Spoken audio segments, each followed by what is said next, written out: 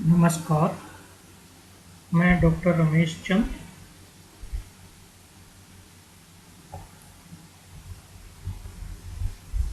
इस वीडियो में आज हम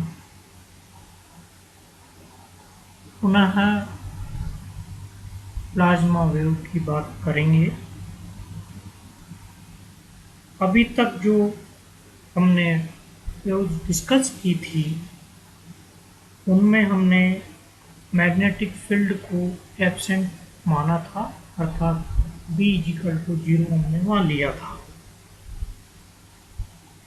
जब मैग्नेटिक फील्ड की उपस्थिति में प्लाज्मा वेव को डिस्कस किया जाता है, तो इस परिस्थिति में वेरियस टाइप्स की वेव पॉसिबल हैं। इनमें से हम सिंपलेस्ट केस की बात करेंगे, जिसमें हम high frequency electrostatic electron oscillation लेंगे, जो कि मैग्नेटिक फील्ड से परपेंडिकुलर डायरेक्शन में प्रोपगेट कर रहे हैं।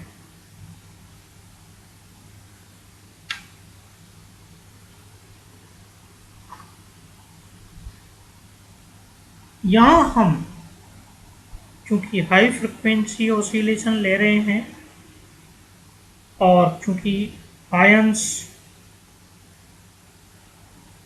इलेक्ट्रॉन की तुलना में काफ़ी मैसिव होते हैं, तो हम इन फ्रिक्वेंसीज पर उनको फिक्स्ड मानते हुए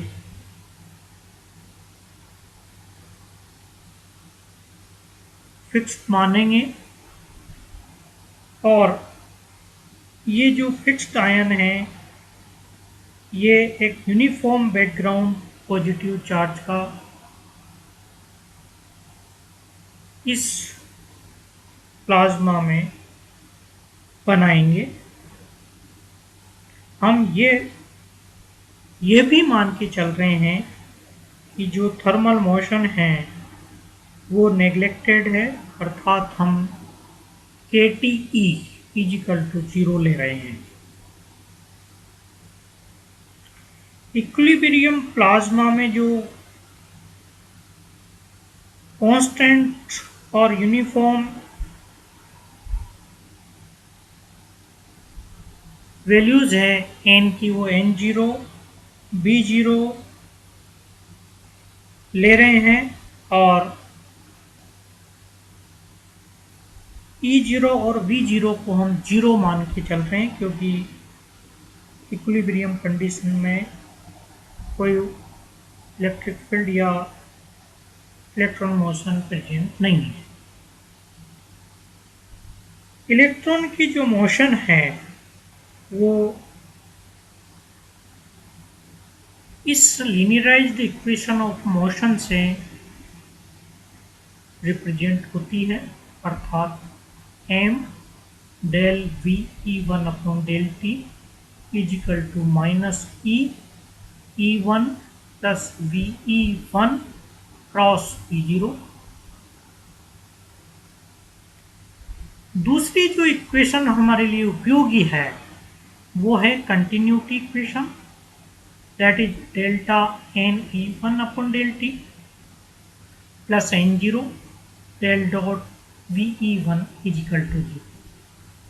तीसरी जो इक्वेशन है वो है गाउस लॉ, अर्थात del dot E1 = -ENE1/0।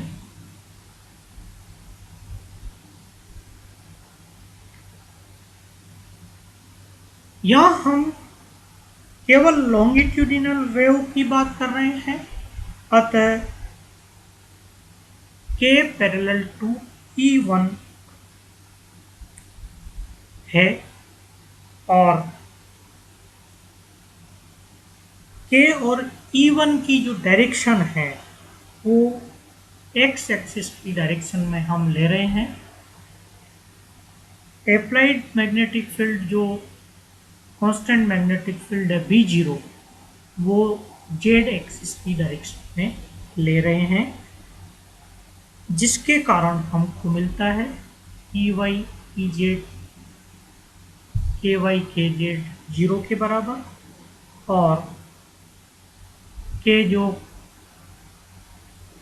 Vector है उसकी वैल्यू हमको मिलेगी के एक्स यूनिट वेक्टर। ई जो मिलेगा वो होगा ई एक्स यूनिट वेक्टर।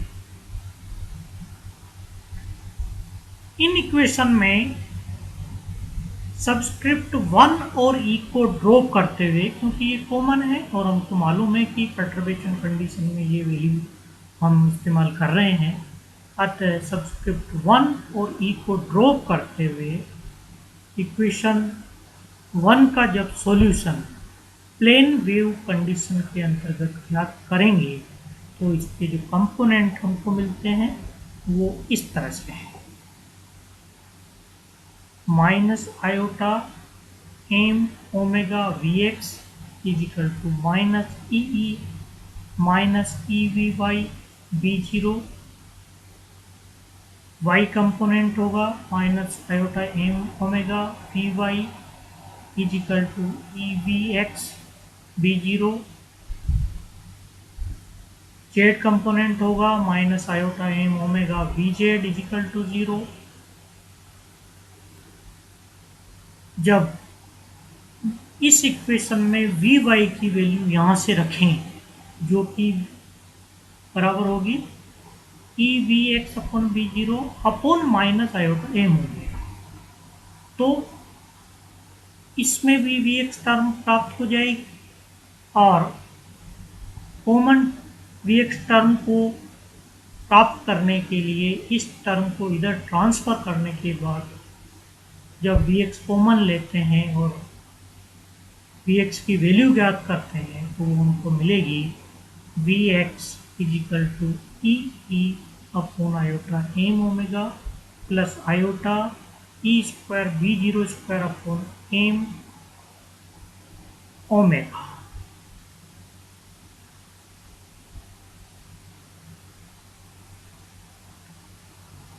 इसको सोल्व करने के लिए डिनोमिनेटर में से आयोटा एम ओमेगा हम कॉमन ले रहे हैं, तो हमको ऊपर न्यूमरेटर में मिलेगा E upon iota M omega और नीचे हमको मिलेगा डिनोमिनेटर में 1 minus iota square equal to minus 1 होता है 1 माइनस ई square B zero square upon M square omega square.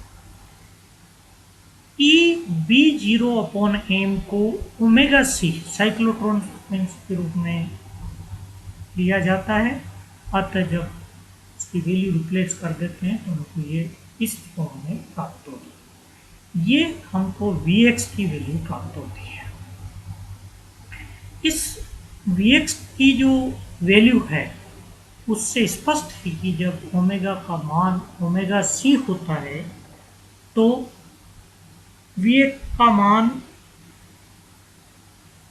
Infinity के बराबर हमको प्राप्त होता है, और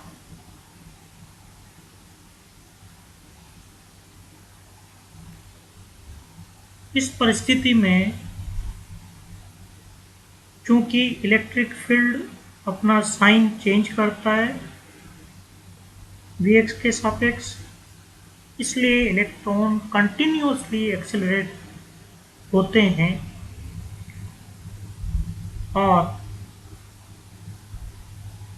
वी एक्स जो है वो टेंड्स टू बी इनफाइनाइट हो जाता है साइक्लोट्रॉन फ्रिक्वेंसी पर। सिमिलरली क्वेश्चन 2 का सॉल्यूशन प्लेन वेव कंडीशन में करें तो इसकी वैल्यू हमको प्राप्त होगी N equal to K upon omega N zero V X. Equation 3 की जो सॉल्यूशन है वो हमको प्राप्त होगी x10 आयोटा के ई इजिकल टू माइनस ई के अपॉन ओमेगा एन। इस एन की वैल्यू इक्वेशन 7 से जब हम रख दें इसमें तो आयोटा के x10 E is equal to minus E के upon omega N zero Vx हमको मिलेगा, जहाँ Vx की वैल्यू यहाँ से हम इसमें रख दें।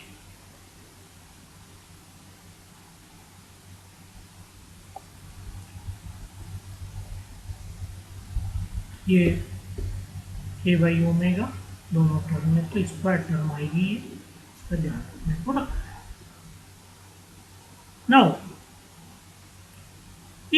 इस इक्वेशन को जब और सिंप्लीफाई करें तो ये हमको मिलेगी 1 minus omega square C upon omega square E is equal to omega square P upon omega square E, जहाँ omega square P is equal to होता है N zero E square upon M epsilon zero, जो कि प्लाज्मा फ्रिक्वेंसी का वर्ग के बराबर है।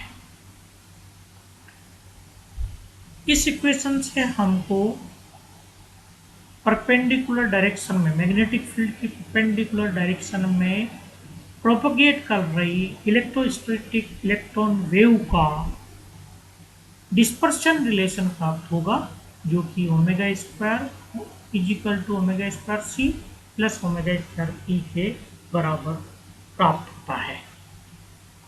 इस omega square P C plus omega square P पर जो वेव है उसको हम अपर हाइब्रिड फ्रिक्वेंसी वेव भी कहते हैं, जहां ओमेगा एच अपर हाइब्रिड फ्रिक्वेंसी कहलाती है।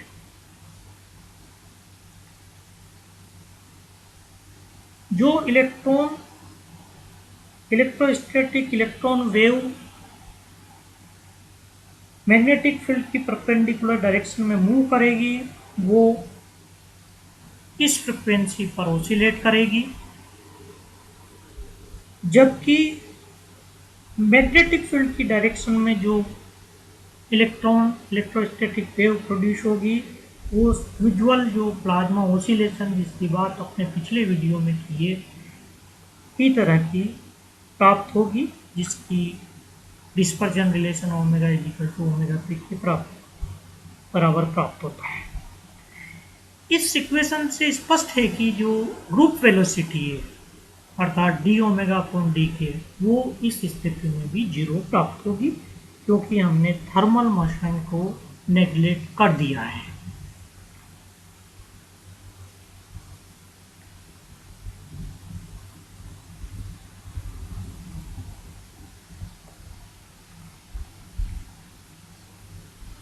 जैसा कि हम प्लाज्मा ऑसिलेशंस में देख चुके हैं, electron in plane wave compression और रेरफेक्शन रीजन बनाते हैं,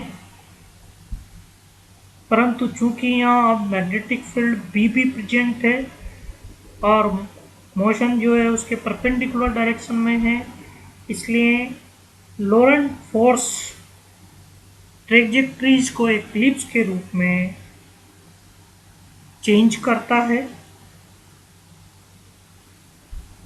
इसलिए यहाँ दो तरह के रेस्टोरिंग फोर्स प्लाज्मा इलेक्ट्रॉन्स पर कार्य कर रहे हैं।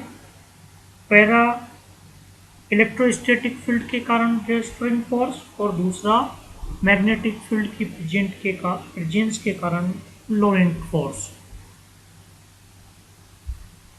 चूंकि रेस्टोरिंग फोर्स इंक्रीज हो रहा है इस कंडीशन में, अतः इस ऑसिलेशन की जो फ्रिक्वेंसी है वो सामान्य फ्रिक्वेंसी से ज़्यादा प्राप्त होती है। जैसे ही मैग्नेटिक फील्ड जीरो हो जाता है, अपर हाइब्रिड फ्रिक्वेंसी ऑसिलेशन जो है वो normal plasma oscillation omega equal to omega P में चेंज हो जाता है।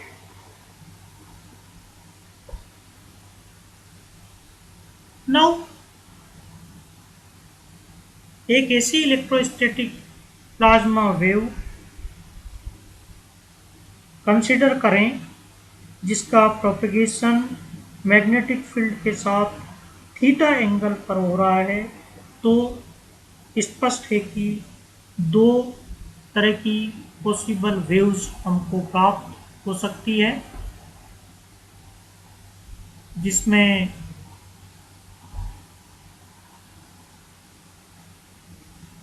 नॉर्मल प्लाज्मा वेव है एक प्रकार की, और दूसरी अपर हाइब्रिड वेव है जो कि हम देख चुके हैं। परंतु दोनों जो है मॉडिफाई हो जाती है एंगल ऑफ प्रोपगेशन के, क्योंकि थीटा डायरेक्शन में हम बात कर रहे हैं। इन फिगर में जो डायग्राम्स मैंने यहाँ बनाए हैं उसमें ओमेगा के जेड डायग्राम इन दो वेव्स के लिए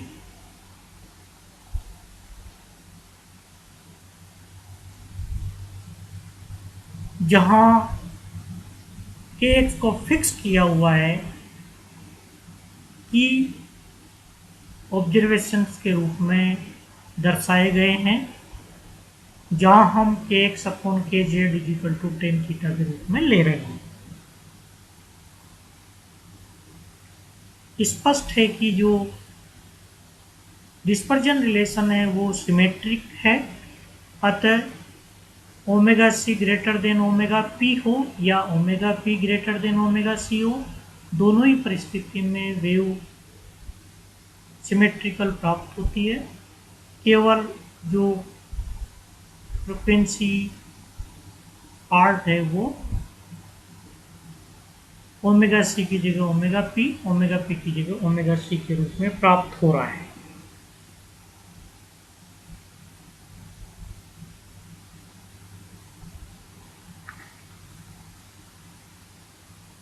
ये जो कर्व मैंने यहाँ रिप्रेजेंट किए हुए हैं वो सबसे पहले ट्रेवल पीस एंड गोल्ड ने एक्सपेरिमेंटली वेरीफाई किए थे,